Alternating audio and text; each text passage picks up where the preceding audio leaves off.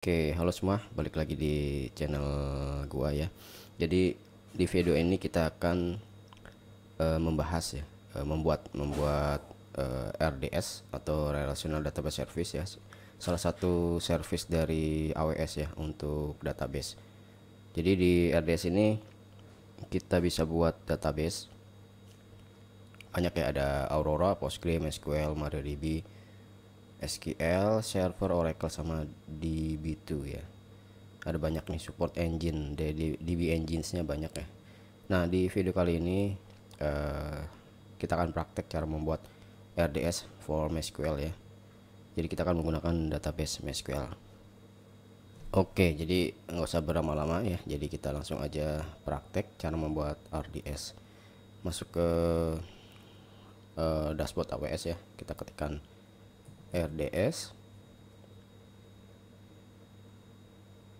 Oke, jadi ini tampilan dashboard RDS ya. Nah, kita bisa create database di sini. Ya, ini kalau misalkan DB-nya udah ada, nih nanti di sini ada 1/40. Ini maksimal kayak 40 deh. Ya, karena kita belum ada buat database sama sekali ya, jadi 0 di sini ya. Oke, untuk membuat database, klik ini create database. Oke, lalu di sini ada easy atau standar create. Kalau easy itu gimana ya? Easy kayaknya simple ya, lebih simple. Konfigurasinya lebih simple, tapi kita pakai yang standar aja. Kita pilih ini ya, karena kita mau menggunakan MySQL, kita pilih ini MySQL. Oke, terus di sini ada engine versionnya, versi berapa? Ini terakhir versi 8 ya, versi 8. Oke, kita pakai yang latest saja ya, versi 8.035. Oke, di sini templatesnya ada production. Jadi ini database ini mau dipakai buat apa? Buat production atau dev ya, atau free tier ya. Ini buat coba-coba ya, masa free tier atau gratis ya. Oke, jadi di sini kita pilih yang langsung production aja ya. Production, lalu di sini ada availability dan durability ya. Ini ada multi availability zone. Ini DB-nya mungkin lebih dari satu ya. Jadi dia bisa ada multiple DB gitu. Nah, untuk yang sekarang kita buatnya cukup single aja, jadi cukup satu database. Dan di sini di DB instance identifier-nya kita set ya, ini database, misalkan database test ya. Lalu untuk credential settings ini ada username. Jadi ini buat nanti login ke database-nya ya. Misalkan admin tes ya. Oh, nggak boleh ini underscore. Kita coba catat dulu aja ya.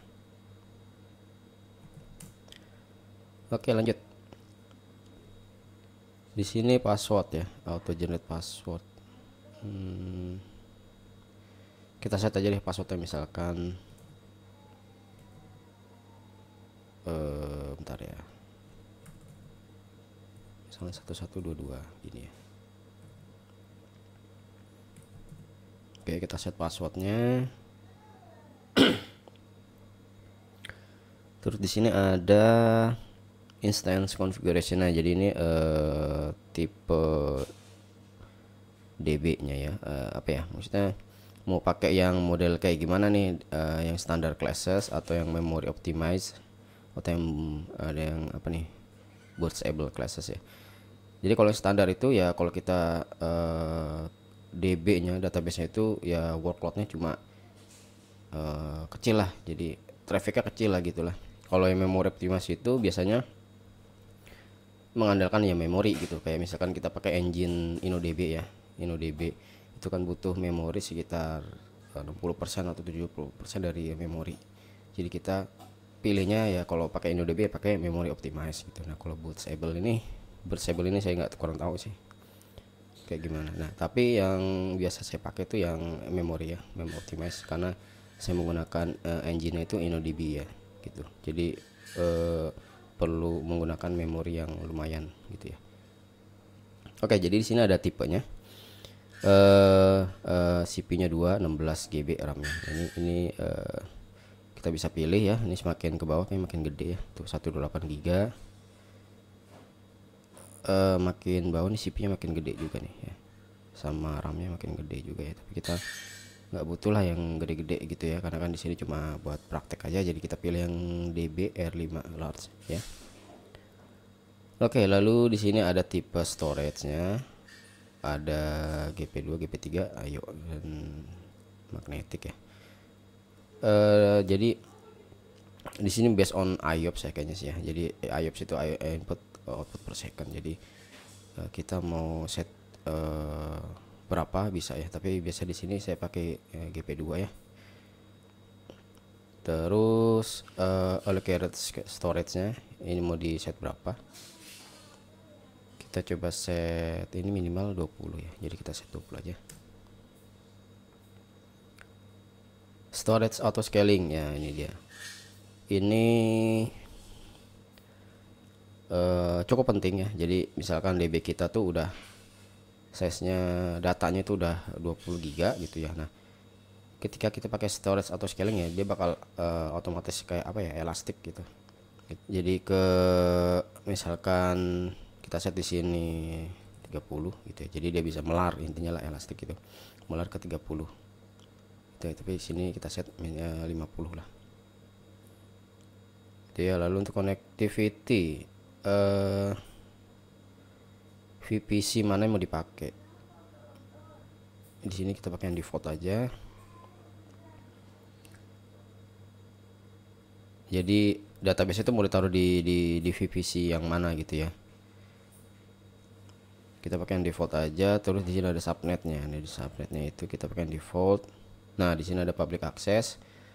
Public access itu apakah bisa diakses melalui internet langsung ya? Dari internet langsung. Defaultnya itu no ya. Jadi kalau no itu hanya bisa diakses di dalam VPC atau di dalam jaringan network AWS yang sama gitu ya. Nah, di sini harusnya sih untuk production itu di set private ya atau no di sini ya. Tapi karena kita praktek ya, kita pakai yang yes aja ya, karena nanti kita akan langsung connect, kita coba connect dari lokal komputer langsung ke database nya. Jadi kita perlu internet akses, jadi kita set public ya. Terus untuk security groupnya kita sebentar ya, existing aja sekali ya, existing. Terus availability zone nya kita set, ini kita mau taruh di availability zone mana ya, A, B, C gitu ya. Ini kayak data center sih. Jadi kan karena kita pakai region Singapura, jadi kita bisa pilih nih 1A ya, berarti di data center A gitu. Ini 1B data center B gitu ya, dan seterusnya gitu ya. Nah, kita pilih ini. Kalau no preference nanti otomatis ADSA bakal otomatis milihin gitu ya. Nah, kita pilih manual aja 1A. Lalu untuk proxy ini saya belum pernah pakai sih kayaknya. Ada proxy di depan database nya gitu, tapi kita nggak perlu lah. Oke, lanjut ya. Database authentication. Jadi connect ke database itu mau kayak gimana ya? Jadi mau pakai password atau IM, apalagi nih Kerberos ya, ini saya belum tahu apa ya. Oke, jadi kita pakai yang password authentication aja. Jadi nanti username sama password ya yang kita pakai.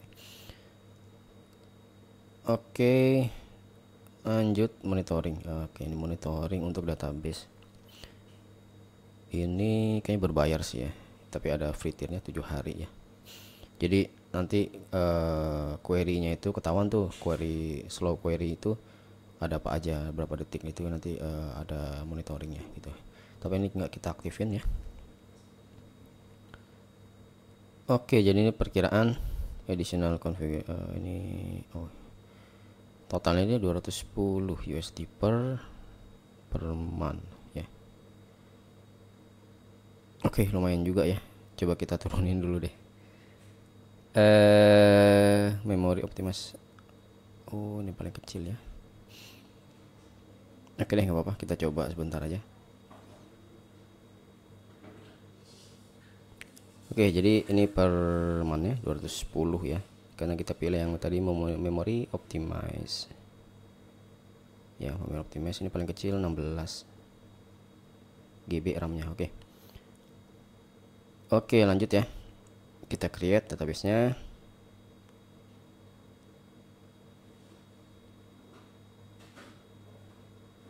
Ini suggested nih, nggak usah deh, close aja. Nah, ini statusnya clearing ya. Kita perlu menunggu nih, mungkin sekitar berapa ya, semenit lah, 2 menit mungkin ya. Ini ada apa ya, ada merah nih, certificate update. Tadi kayaknya kita salah milih ini ya, certificate authority-nya kayaknya udah mau expired kayaknya sih. Oke lah, nggak apa-apa lah. Jadi ini sebenarnya tadi harusnya milih yang sertifikat yang nggak expired ya. Itu ini expired ya, bentar lagi kayaknya. Jadi harus diupdate nanti setelah udah kebuat database ya. Oke, ini kita ignore dulu aja. Kita balik lagi ke sini, ini masih clearing.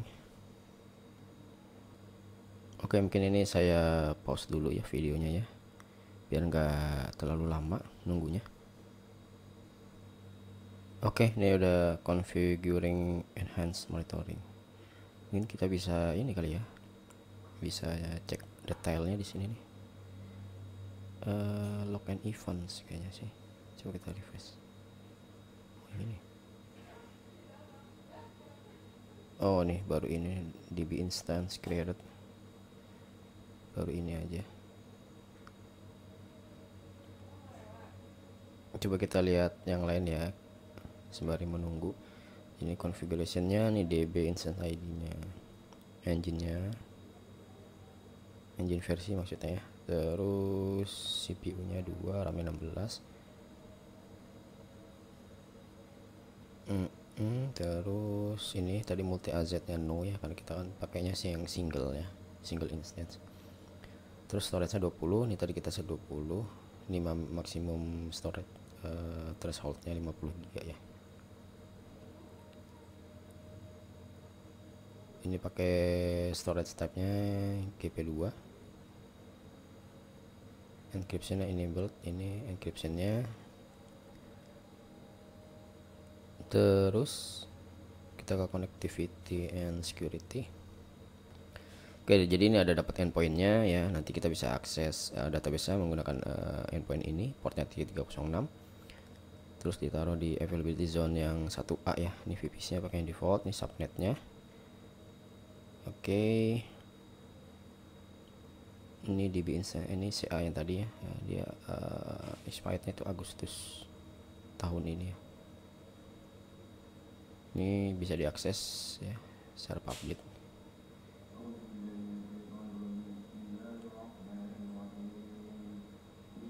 Oke, masih kita tunggu. Oh, ini backing up ya.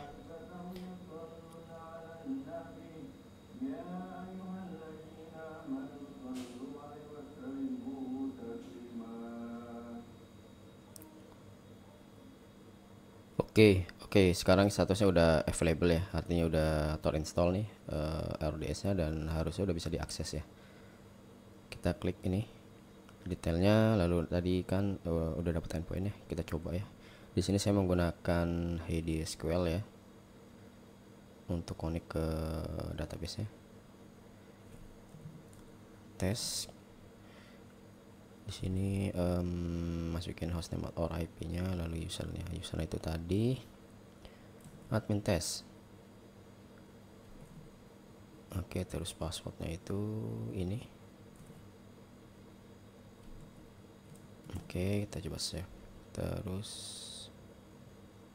portnya 3306. Oke, ini kayaknya ada, kita harus cek sih RDS ini tuh udah port 3306 itu udah kebuka belum ya di security group ya. Itu harus kita cek, wajib ya, karena kalau portnya belum dibuka ya, saat kita klik ini open atau connect ya nggak bisa diakses. Kita coba ke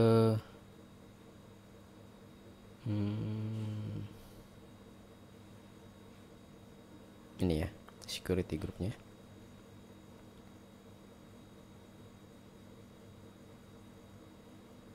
Oke.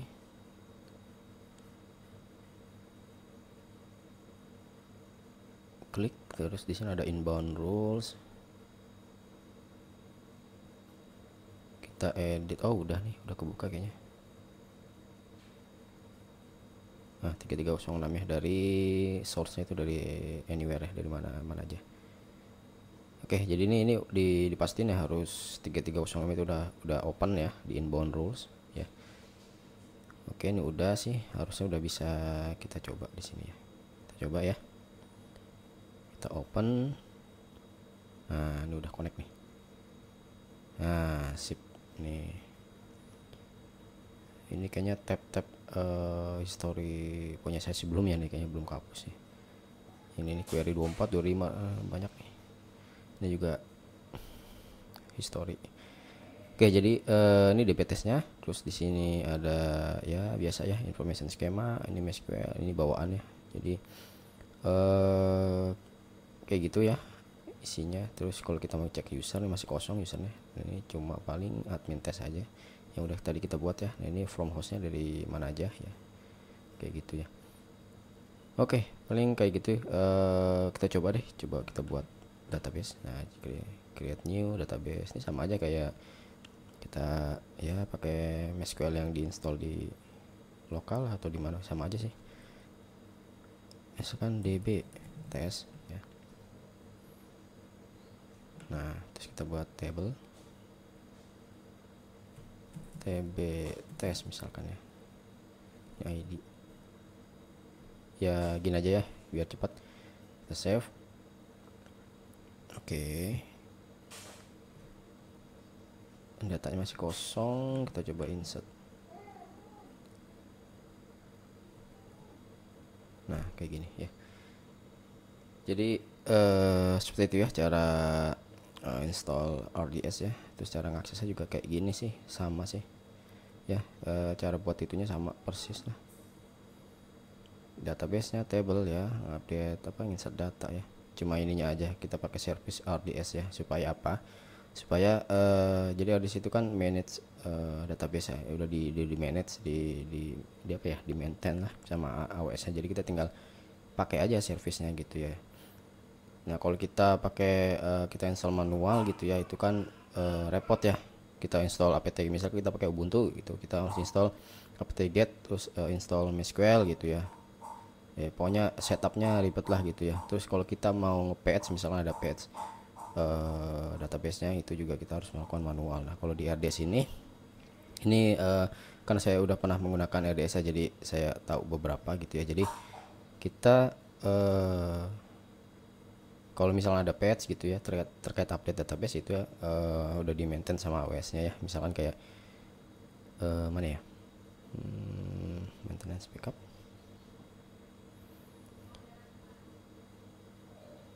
Mana ya? Biasa di sini ada ini sih, ada update nih, misalkan kayak gini auto minor, maksudnya ini ya auto minor version upgrade gitu ya. Ini udah di maintain sama AWS-nya gitu ya. Jadi ya udah kita tinggal terima jadi aja gitu sebenarnya. Terus juga kayak backup gitu ya. Jadi ini di backup itu setiap hari kayaknya, tapi ini minimal 7 hari ya. Jadi 7 hari yang paling 7 hari terakhir yang di backup gitu datanya ya. Itu jadi bedanya itu ya kalau kita manual sama pakai RDS ya. Jadi kalau RDS itu udah manage ya, udah manage. Terus apa lagi ya,